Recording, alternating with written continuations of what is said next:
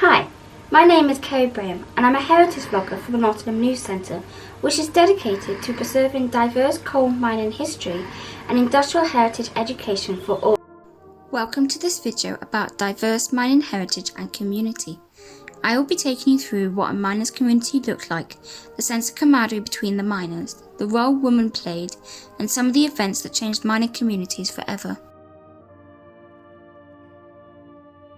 Mining communities were simply hard-working groups of people. It was focused around the pit and was seen as the beating economic heart of the local area. It was a community that was always open to helping each other, no matter the time or place. For the most part, it was a simple way of living. You grew up with most of the men that you would later work with, so you'd know them very well. Social venues were extremely popular, and brass bands, football games, the local miners' club, and occasional dance halls were the common features of mining villages. There were key events such as the local pit parade, where the whole village took part, and the Big Durham Miners' Gala. Male activities included being members of the Miners' Institute, keeping allotments, pigeon keeping, and playing games such as quoits were popular among the men, along with having a good drink. Many black miners did not experience racism, lived peacefully, and were treated equally. John Baptiste was voted by both white and black colleagues to be the first black trade union rep at Gelding Colliery in Nottinghamshire. However, community life had challenges within it, and some black miners experienced differences above ground. Some experienced differences in pay, negative references to skin colour and country of origin, overt racism and racial attitudes on the surface, colour bar at certain collieries, and refusal to wash the back of black miners in the pit showers. The harsh nature of the work bonded men together and created group solidarity, and camaraderie was an essential part of mine working.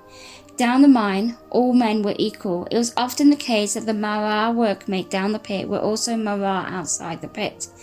They would be personal friends and go to the same places. Their wives were also likely to be friends and would do similar activities such as food shopping, doing the laundry, or taking children out at the same time. I said before, it was like brothers. Everybody tried to give you a hand if you were stuck. And it's all there. Same thing. When you come up, it's a different thing. But when you're down in the pit, it's just close hands, clap hands. Female social lives were very limited and not always dependent on the men. They built their own organisations, such as the Women Cooperative Guild and Women's Institute. Amongst women, handicrafts such as knitting, sewing and rug making were popular. Women also had limited part-time jobs, working in places such as the local hall or shop, but the main focus was the family. Inside the home, women had a more domestic life, whereby they did the chores and ensured that food was on the table when the men came back from work. Men had on-the-job training and often joined the mine at 15 or 16 straight after school, or in earlier times at the age of 13, and only very occasionally had extra training to develop additional skills. The funny thing is, when he went down the mine, we didn't look, even if someone's from a different country, after you get to know him, it becomes like a family, because you have to watch each other's back, because down the mine it's a dangerous place.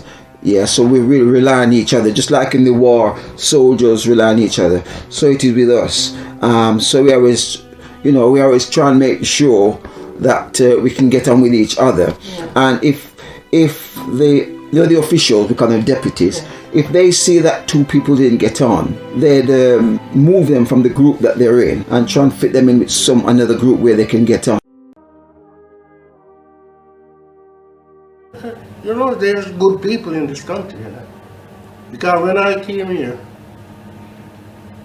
and if you want to go anywhere and you don't know where, and you said to someone, can you tell me where such and such a place is? And you know something, if they're not in a hurry, they'll take you and show you. Yeah, they'll take you and show you. So it's not everybody is bad. You have good and you have bad in every society. Yeah, but I will never say anything bad about this country. No, country is for black people. Yeah. The time wasn't really good at getting it. Because, you see, you have to, everybody got to unite. You can't go down there with anything in your heart about Tom, Dick, or Harry. You all have to get together. Friendship you're talking about, no disrespectful, no bitterness, it's just the way you talk, the way you care about each other, you crack jokes, just as guys who's in services. You know, if one of their mates hurt, they're hurt. So you care about, you do the job right. Very nice seeing them and knowing what you've been through in the past with them. You lived as one people. Politics in later years had a massive impact on society and within the mining community. Margaret Thatcher, former Prime Minister from 1979 to 1990, described miners as the enemy within that threatened her ideal community of a nation. As a result, she wanted to reduce the power of the trade unions. This led to the National Coal Board in 1984 announcing that it would close 20 pits in England and that 20,000 men would lose their jobs. In response, the National Union of Mine Workers, led by Arthur Scargill from 1982 to 2002, initiated the miners' strikes between 1984 to 85 to defend local working class communities and culture against the threat of the industrial action to shut down the British coal industry. There was concerns about plans to take away our independence and our cultural heritage, our village and our club life. All of this is our heritage. Many were not prepared to lose this heritage. As a result, miners demanded a voice through mining union activism, where they campaigned for better pay, improved safety, and bereavement support for families in need. Even the wives and women partook in strike action to keep the good, solid community spirit alive and to fight for a bigger social problem. Did you strike? Yes. I had no alternative. If I didn't strike, I'd have a big problem because my mates, they all went on strike. I wasn't going to be one of those to say, well, I'm going to work because I've got a family to feed. No, we was a team, and if one goes, we all went. Since the closing of the coal mines in the UK, community life has dramatically changed. Immediately after the strike, the atmosphere of the mining community was very bitter amongst workers. Many miners saw a breakdown in family and community life. However, the Black Miners Museum project has brought together the efforts of the community to remember and to share the untold stories of African Caribbean coal miners, preserve the culture and the memories of diverse community groups. Events such as the Durham Miners Gala are still a large annual gathering held in July that remembers the political and industrial struggles of the Durham miners. Former miners from Durham collieries and many more around the UK parade banners and march together with the brass bands to show solidarity and a sense of belonging.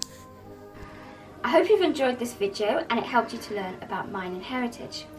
If you've enjoyed this video, please subscribe to the channel. Also check out the Black Miners Museum to learn more.